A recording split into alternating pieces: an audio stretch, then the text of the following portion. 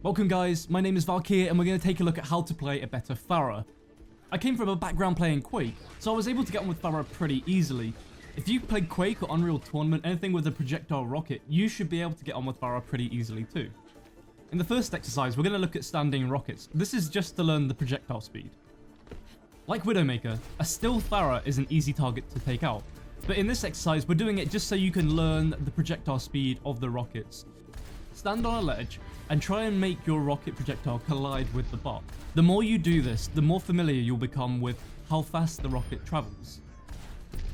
The reason we're using bots to begin with is because they don't fire back, removing the pressure of you having to keep bouncing around and giving you more time to learn. As a Pharah, I don't like spending too much time on the ground. Even when I'm peeking corners, I always float around the corner just in case. A good practice is using her jump jet and hover, just floating around the bot map and taking them out from above. You'll find it's a little bit different from the standing shots because of the way you have to move your mouse, and especially when you're shooting vertically down. Another one of my favourite techniques with Pharah is what I call the boost rocket. It's where you fire out a rocket and you boost into the sky at the same time. This gives quick, unexpected damage to somebody who's coming at you straight on, and then gives you the opportunity to take them out in the air.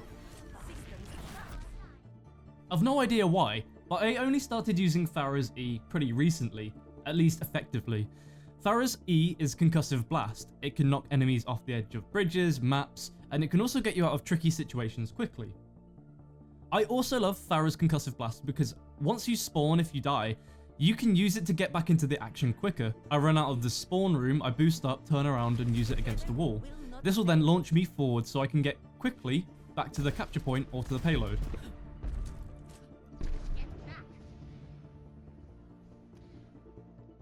When you're surrounded by a group of enemies, you analyze to see which one's going to take you out the quickest. Normally the ones with hit scan, like McCree, Widowmakers, anybody else who can just shoot and instantly hit. So I definitely recommend to take a few seconds to analyze the surrounding areas to see which targets you need to start focusing on first. You can focus on somebody on the floor that can't take you out, but then you might get taken out by somebody like a soldier. Use Pharah's jump pack and her hover to your advantage. Be sneaky. Go over walls, under walls, go different ways that you think the enemy won't notice, just so you can get around and get the advantage on them. Being sneaky can lead to a good ultimate, which is like birthday and Christmas combined.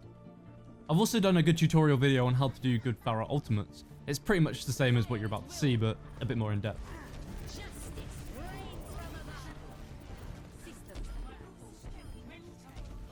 Hell, I was even so sneaky once I made Justice rain from below.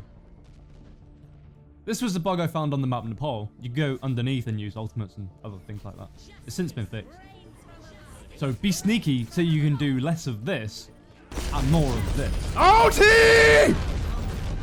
Holy Rip! Whoa, what?